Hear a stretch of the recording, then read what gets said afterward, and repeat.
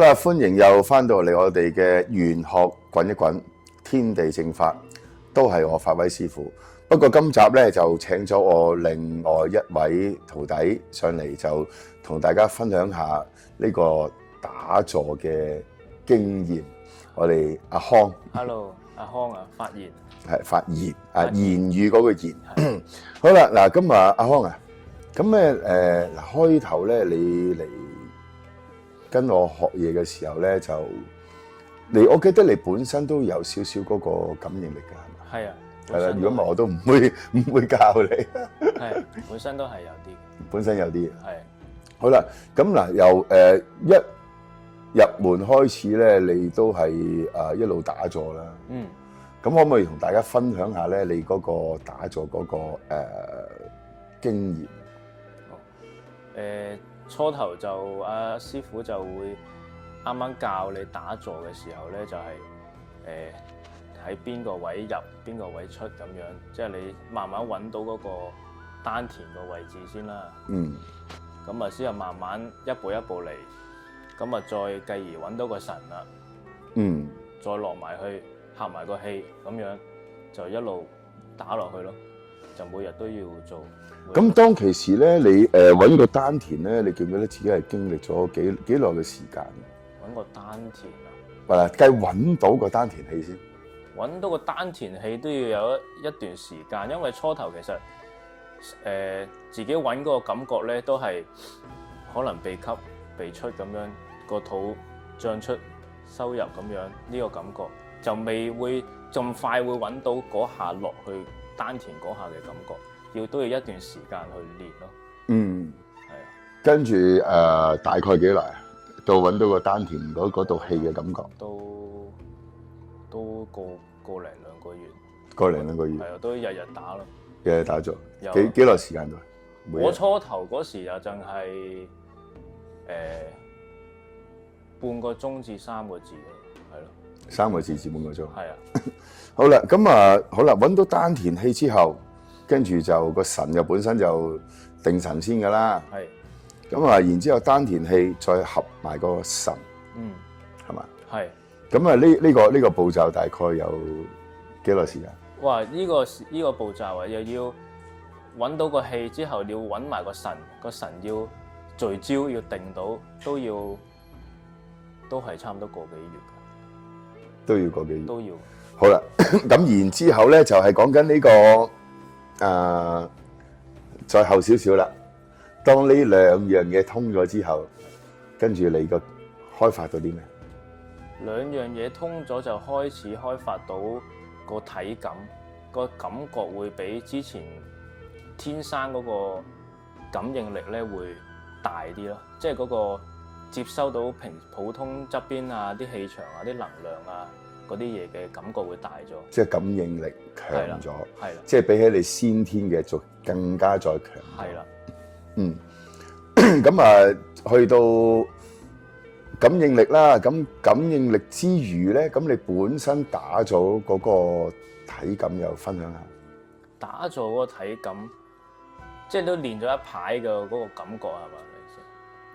練咗一排嗰個感覺咧，就開始即係定到個神啦，合埋個氣啦，就開始會感覺到身邊啲能量咧會喺度轉咯，即係你好定嘅時候。即係當你打坐嘅時候。係啦。開始感覺到空間能量。係啦，開始好靜好定嘅時候，會感覺到有啲好似類似啲煙、有啲氣咁嘅嘢會轉，圍住個身體轉，頭殼頂都有。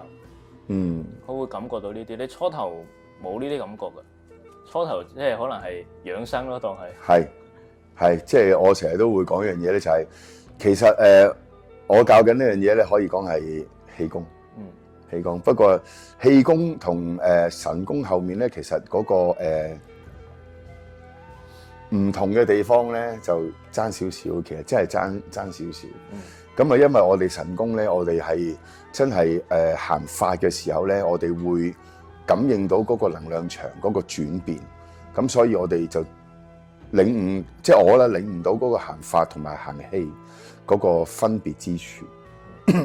咁好啦，咁上次咧你 WhatsApp 我咧就唔係你問我話去到咧有一個位咧就棘住咗。樽頸位。點樣樽頸位啊？講一講。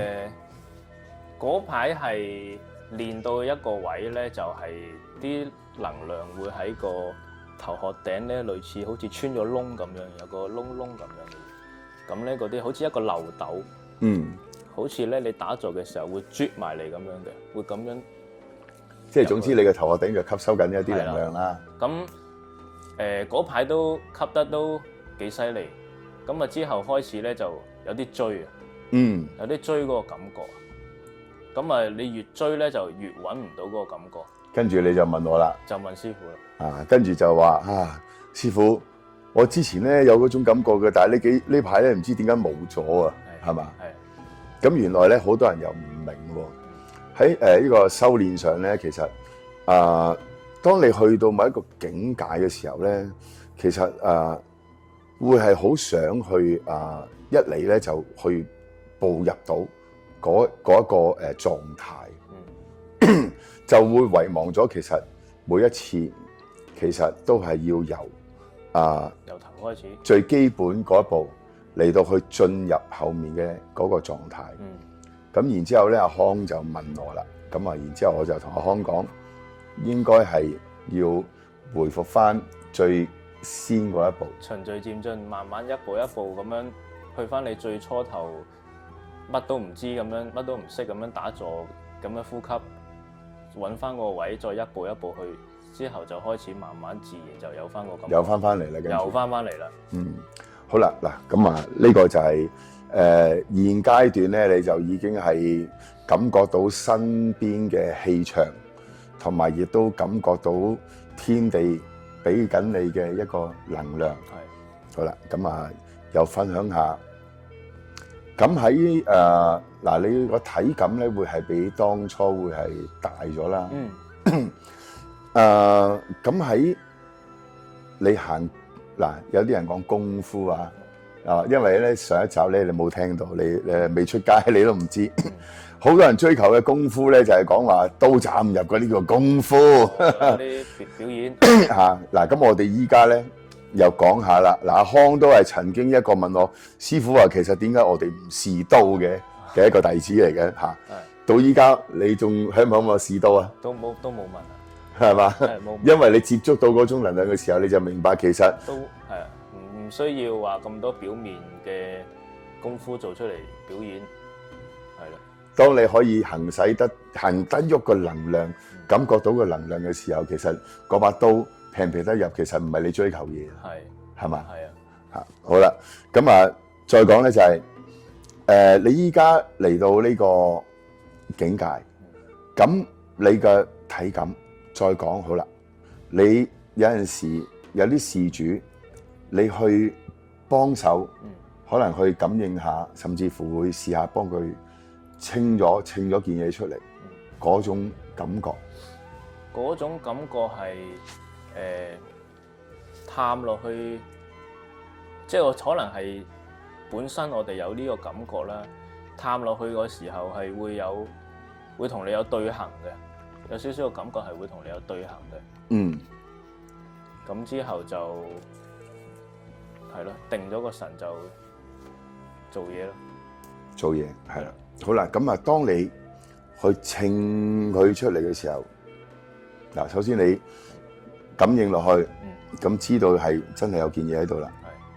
咁然之後咧，你係需要點樣做？又同各位觀眾分享下你嘅步驟係大概係點樣做？大概係點樣做？都係打個掌落去。先落個法落去先啦，係啦，碎一碎弱少少先啦，係冇錯。咁再深呼吸，定一定個人先，探下佢先，係咪真係喺嗰個位置？咁定住個神，攞個神嚟掹佢，用個神嚟掹佢，係啦嗱，各位觀眾，呢個就係咧我一路講嘅重點咧。我哋點解要修煉個自身法咧？就係其實我哋幫啲信士去清嘅時候咧。如果唔係真係太過麻煩嘅，其實我哋係用自己本身個神去將嗰件嘢喺個人嘅身上去稱出嚟。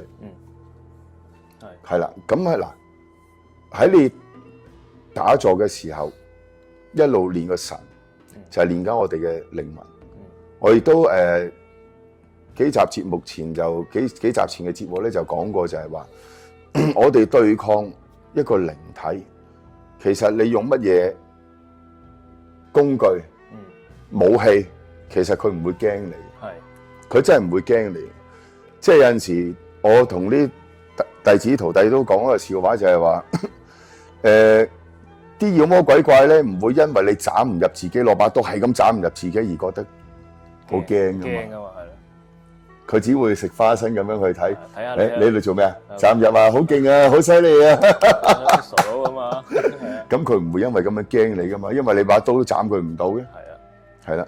咁我哋係其實要用翻個神，就係用翻我哋嘅靈魂去對翻個靈體，係對等嘅，對等存在嚟嘅。所以我哋係要用個神去將佢掹出嚟。好啦，咁再講你修煉嘅歷程，去到依家，你頭先講用個神去掹佢嘅時候，你嘅感覺係咩？用個神嚟掹佢嘅時候，會捉得實佢咧，你會有個感覺嘅。我自己咧，如果你捉得實佢咧，我自己個頭係會有少少會喐嘅，會少喐。係啊，即係會少少喐嘅個神。即係大家喺度攣緊啦。係喺度攣緊嘅時候，好似攣住佢嘅時候咧，個頭係會有少少輕微咁樣喐下喐下嘅。咁就繼而一路咁樣掹佢上嚟。就揾到嗰下啦，就一下 fit 佢走。係啊，大約係咁。咁呢個咧暫時咧就係阿康分享緊咧嗰個由打坐開始修煉過我一路所講嘅精氣神，點樣修煉個神，而去可以對行到一個事主身上嘅靈體。係個神真係一定好緊要，必須要練。有一個曾經入門，跟住就問師傅點解我哋唔試刀嘅一個，去到依家可以接觸得到天地能量，可以行使得到行得喐自己嘅神同嘅能量嘅時候，就唔會再問呢一句説話。會問呢啲無聊嘢啊！你都知道又係有實在嘅嘢嚟㗎嘛。冇錯。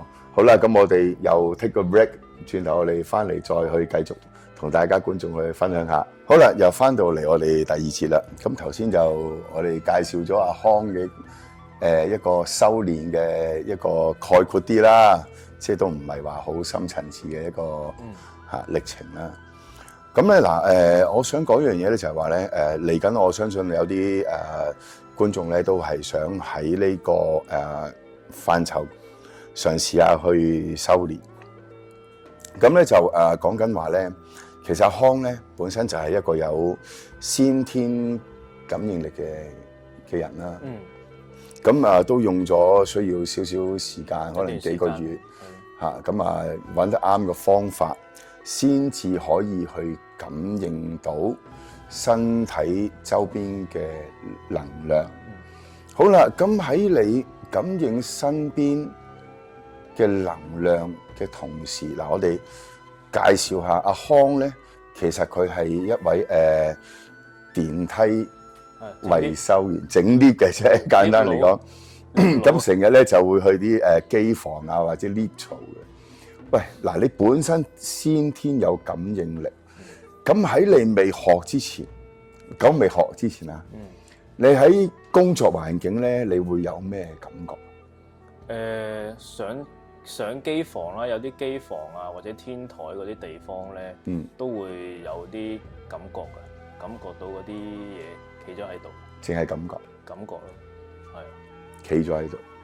咁會唔會有少少俾到你啲壓迫感唔舒服嘅感覺？有㗎，試過有一次都直頭企到好貼㗎。好貼。直頭企喺。仔細啲言我哋聽下，可能啲觀眾會比較想聽。有一次就做緊嘢咁即係有個掣啦，下邊有個掣咁樣要收螺絲咁樣換啦，咁做。sorry，喺邊度啊？機房嘅。喺機房，即係最高嗰一層。係啊，嗰層樓個摩打嗰間房。嗰層樓嘅上一層。係。咁啊，機房入邊做嘢。係。咁啊之後咧，做下嘢啦，就感覺到點解呢邊有啲好似貼到埋嚟咁樣，有啲感覺。我就咁 feel 到啦。咁啊一路做嘢啦。咁啊個心同佢講啦，我做嘢啫。你唔係嚇我係嘛？咁咧係啊，咁之後咧講完呢句我心講嘅，佢就變咗喺呢個位，本身喺呢度噶，我真係好個感覺係直頭去咗呢個位，直頭喺我呢個位。之後話做嘢啫喎，大佬。咁啊之後繼續做啦，之後佢就冇咗啦，冇咗，係啦，嗰時未學嘅。咁學咗之後咧？學咗之後咧，機房都會有感覺到嘅。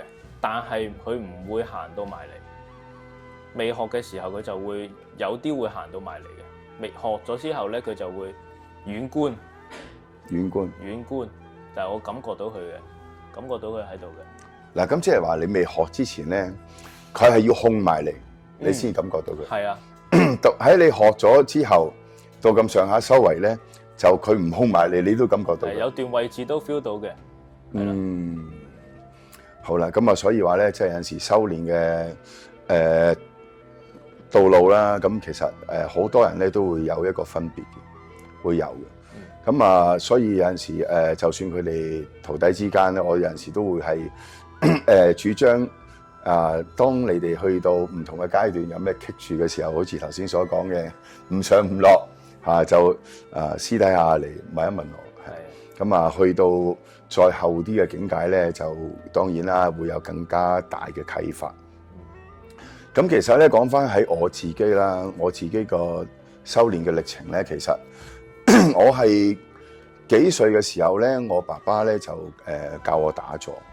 咁啊，當其時細個就即係冇咁多嘢玩啦，同埋以前嗰啲武俠小說啊、武俠電影啊睇得多咁我又有少少咧就會去追求下咧，會唔會有嗰種有異於常人嘅一種嘅嗰種嘅能力，所以就有陣時就去打下坐啊，就會當係一個玩嘅咁嘅模式。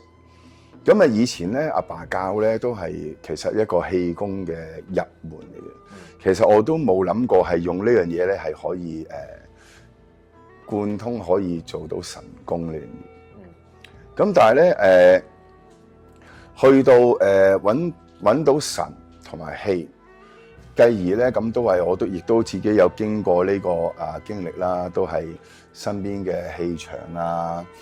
同埋頭上嘅一個能量啦，咁啊繼而咧就開發到咧就點樣可以我哋所講嘅松果體，即係有我唔知有幾多觀眾知道乜嘢叫做松果體，係真係樹上一粒松果嗰個松果。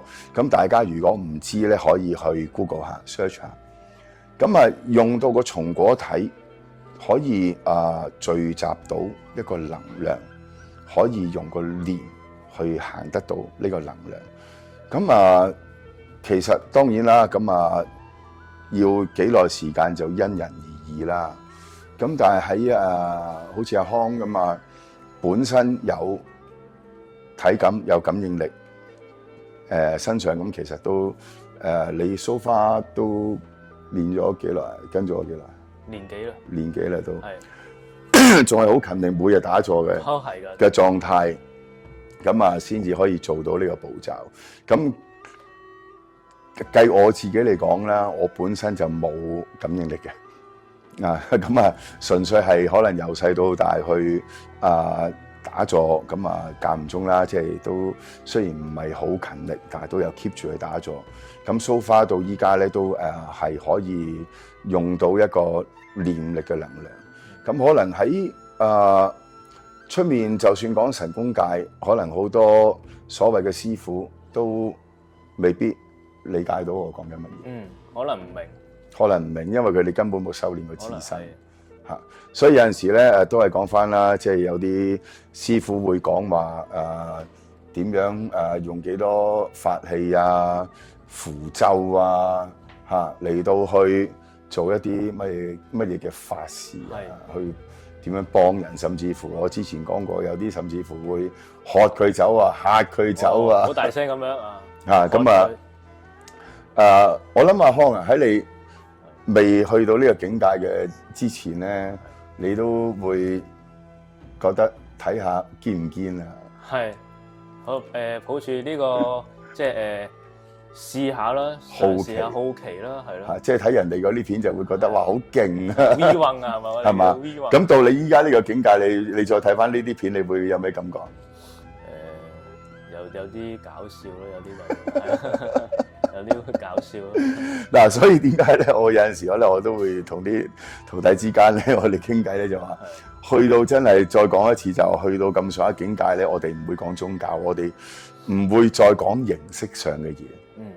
即係形式上嘅嘢係真係已經係我哋超脫咗啦。係嘛？係。去到自身呢個修為嘅時候，我哋係可以感覺到、感應到、知道自己有幾多嘢。咁亦都當然啦，我哋始終都係人，唔係神。咁喺神功課裏面咧，我亦都係好貼地嘅。咁有陣時遇到一啲比較棘手嘅，咁其實我哋都係要用施功法嘅。我哋都係要行符咒嘅，都係要落符咒嘅。即係頭先我哋鏡頭後面我哋去傾偈都講咧一樣嘢，就係話我哋嘅修練，即係就算我啦，當我幾歲開始打坐，都係幾十年。但係有啲嗰啲精啊、妖啊嗰啲佢哋係講緊幾百年嘅修練，係唔係我哋幾十年嘅功力係可以搞得掂？係啊，咁所以我哋其實都要行施功法。咁但係施功法嘅時候咧，練係好緊要。即係並唔係講話你喺一個形式上，我學識咗呢一套功夫，呢個我當一個手印啊、一個結啊，或者呢條符啊，點樣去行去做，而可以去真係行得喐做得到。仲要經過你自己嘅練。點解要經過個練咧？因為我哋開山老祖嘅修練方式，大家回復翻去原始一點去諗一諗，我哋開山嘅老祖係點樣修練？咁我諗好多觀眾朋友，甚至乎法科弟子都會明白，就係話唔係靠符咒嘅，係真係靠精氣神去修練。因為開山老祖之前都冇前傳口教，係咯，邊有符邊有咒嘅，係嘛？啱。咁我哋呢個經驗經歷去分享俾熒幕前嘅觀眾，去大家參詳下，去了解下究竟乜嘢叫做修練，何謂修練？我哋點解要打坐？就唔係靠幾多外來嘅嘢去俾到你。係啦，咁嗱呢集多謝阿康你上嚟去分享你嘅經驗。咁嗱都係講一句，如果係真係想報名去打坐班嘅，咁開始要同我哋嘅專科人員啦去聯絡啦。咁我哋開始籌備緊啦。咁再落嚟咧就下集再見啦。咁呢集講住咁多先。OK， 多謝大家收睇。多謝。OK。拜拜。